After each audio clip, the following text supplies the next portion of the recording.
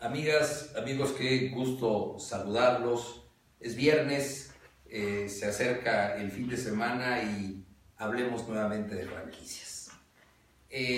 La última ocasión que tuve el gusto de entrar en contacto con ustedes, hablamos sobre lo interesante y lo benéfico que puede resultar convertir un negocio en franquicia. Y lo vimos desde la óptica de aquel concepto exitoso que de pronto quiere multiplicarse y utiliza la franquicia como una herramienta de crecimiento.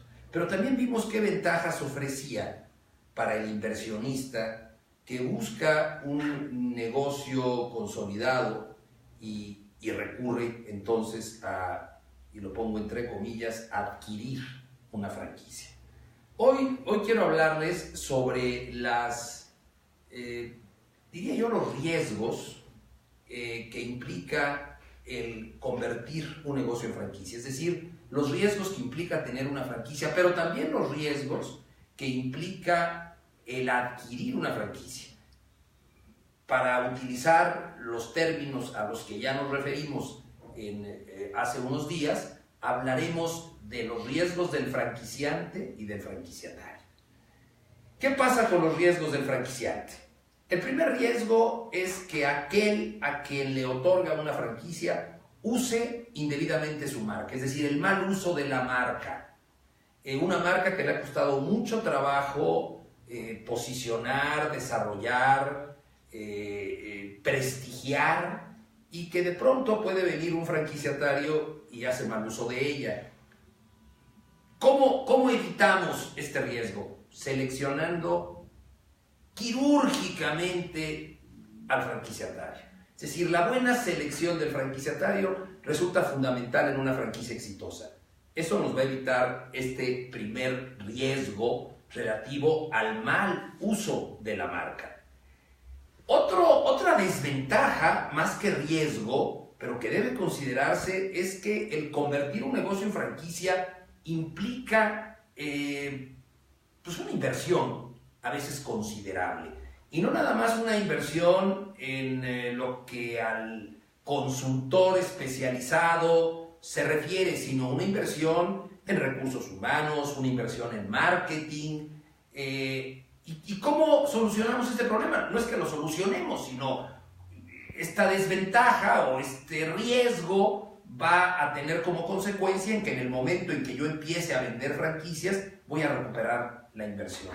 Como consultor hace más de 30 años especializado en el desarrollo de franquicias, les puedo decir lo que les he dicho siempre a mis clientes: somos el tipo de consultor más rentable que hay. La recuperación de la inversión que hacen en nosotros se logra muy rápido con la venta probablemente de la primera o de la segunda franquicia. El tercer riesgo para el franquiciante es algo que debe evitarse, pero es el que de pronto una unidad franquiciada no tenga la rentabilidad esperada. Cualquiera que pretende comprar una franquicia va a querer que la cantidad de dinero que le queda y que se va a llevar a su casa todos los meses, sea proporcional a la inversión que realizó. Eso a veces no se da, y si no se da es porque en el proceso de desarrollo de la franquicia no se hizo una adecuada planeación financiera, no se desarrolló el modelo financiero pensando en cuál va a ser el beneficio para el franquiciatario y cuál va a ser el beneficio también para el franquiciante. No se trata de hacer simples proyecciones financieras. Se trata de desarrollar verdaderos modelos financieros.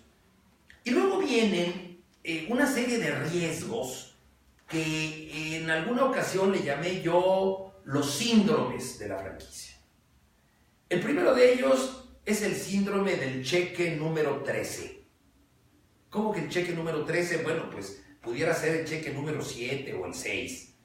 ¿Qué pasa? Un franquiciante otorga una franquicia y el franquiciatario empieza a cubrir sus regalías puntualmente. El primer mes, el segundo mes, el quinto, en el octavo parece que se empieza a atrasar, en el 10º ya trae un mes atrasado y de plano en el número 12 o 13, el que ustedes quieran, no pagan.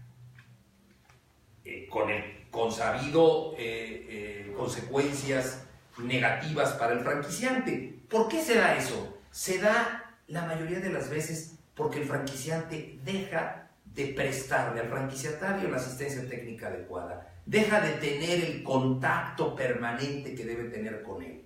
El franquiciatario llega un día a su negocio y dice, pero ¿por qué le tengo que seguir pagando a este señor, a esta empresa, si no me ayudan absolutamente nada? Entonces, mucho cuidado con el síndrome del cheque número 13. El segundo es el síndrome que yo he llamado del ChatGPT.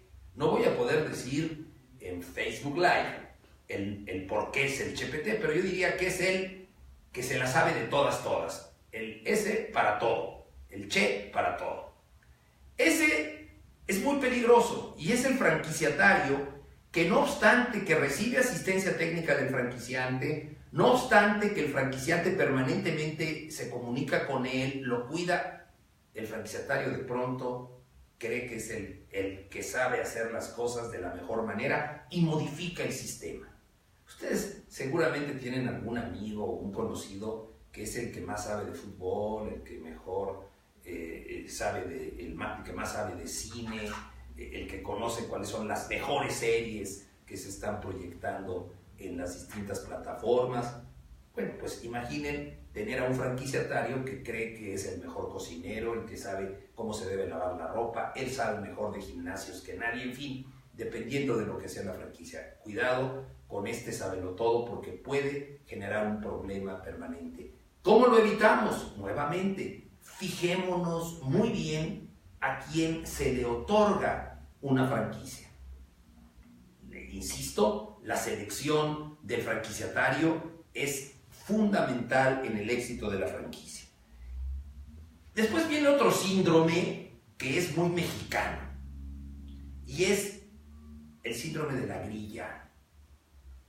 Y este se da cuando 2 o 3 franquiciatarios de una misma red se encuentran y empiezan a, pues yo diría, a generar un complot en contra del franquiciante.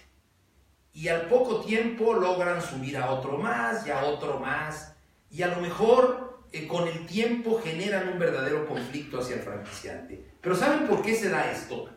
Porque el franquiciante dejó de tener comunicación permanente con los franquiciatarios.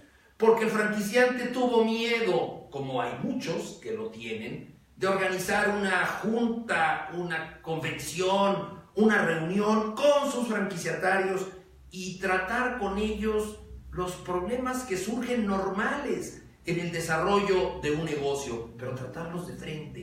Y entonces hace que los franquiciatarios intenten hacerlo solitos, generando un enorme problema. Y por último, tendríamos el último inconveniente o riesgo que hay que cuidar en el desarrollo de una franquicia, el síndrome de los tontos o los rateros. Yo no sé qué sea peor, pero hay que cuidarnos. Yo no puedo tener como franquiciatario a alguien que no entienda perfectamente cómo debe manejar la franquicia de acuerdo a cómo se le ha indicado que la maneje. Pero tampoco puedo tener a alguien que no sea absolutamente ético en su manejo. ¿Cómo resuelvo esto? Nuevamente, respetar el perfil del franquiciatario. Como desarrollador de franquicias, lo primero que hago cuando inicio un nuevo proyecto es encontrar cuál debe ser el perfil ideal del franquiciatario. El perfil ideal del franquiciatario es como el perfil de un puesto, si habláramos de recursos humanos. ¿Cuáles son las condiciones que debe tener un franquiciatario para ser parte de una red de franquicias? Si elijo adecuadamente a mi franquiciatario, créanme que voy a tener una red de franquiciatarios exitosas. Entonces, ¿qué hay que hacer para evitar este riesgo? Lo que hemos señalado. Debemos cuidar la selección de nuestro franquiciatario, debemos tener un muy buen modelo financiero, debemos tener un programa de asistencia técnica bien estructurado y sobre todo tener una comunicación permanente con mi franquiciatario. Cuando yo tengo una comunicación permanente con mi franquiciatario, esa comunicación se traduce en una palabra que es la base de una buena relación en la franquicia: confianza. Entre franquiciante y franquiciatario debe haber confianza. Qué bueno que el franquiciante pueda ser amigo de sus franquiciatarios, qué bueno, pero mejor todavía que con cada franquiciatario tenga altísimos niveles de confianza. Pero ahora vámonos a cambiar un poquito de hoja y vamos a pensar en el franquiciatario, aquel que invirtió sus ahorros, buscó cuál era la franquicia que más se adecuaba a sus condiciones, a sus necesidades, escogió la mejor franquicia para él o para ella. ¿Tiene riesgos? Por supuesto que tiene riesgos. El primero, yo no necesariamente pensaría en riesgos, pensaría en riesgos y desventajas. La primera desventaja es el reducir la posibilidad de innovar y gestionar la franquicia como él quiera. ¿Sí? Una franquicia es un negocio de estándares, un negocio en el que se tiene que desarrollar la actividad, cualquiera que sea el giro, la actividad del negocio, tal y como lo indica el franquiciante. Oye, pero yo soy una gente tremendamente creativa, ¿qué hago? Se aceptan sugerencias. Se aceptan sugerencias. Un franquiciante que no escuche a sus franquiciatarios está perdido. El franquiciatario es el que está en la línea, es el que conoce las particularidades a veces del negocio. ¿Pero qué deben ser? Sugerencias. Deben someterse a la aprobación de la dirección general del franquiciante. Otra desventaja. No nos gusta leer en México. Afortunadamente, poco a poquito y con muchos esfuerzos, se ha ido incrementando el porcentaje de libros que los mexicanos leemos cada año. ¿Y qué pasa con un franquiciatario? No le va a gustar leer los manuales. Entonces el franquiciatario siente que el tener manuales y apegarse a ellos es un inconveniente. Y no es un inconveniente. Es una enorme ayuda para poder operar adecuadamente mi franquicia. Ahora, tengo que leerlos. ¿Cómo se evita este riesgo o este inconveniente? Hombre, pues teniendo manuales bien estructurados, bien desarrollados, manuales que no estén llenos de paja, sino que lleven o estén elaborados con una metodología muy clara y que le permitan al franquiciatario y a sus colaboradores el poder gestionar el negocio como fuera o como debiera ser. Otro punto importante, otra cosa que no le gusta al franquiciatario y no le gusta a nadie, que nos estén revisando. Sin embargo, el franquiciante tiene que checar que el franquiciatario esté haciendo bien su trabajo, que esté operando adecuadamente la franquicia. Y aquí existía en una franquicia normalmente la figura del supervisor. Nosotros hemos eliminado la palabra supervisor y pensamos que debe haber un asesor.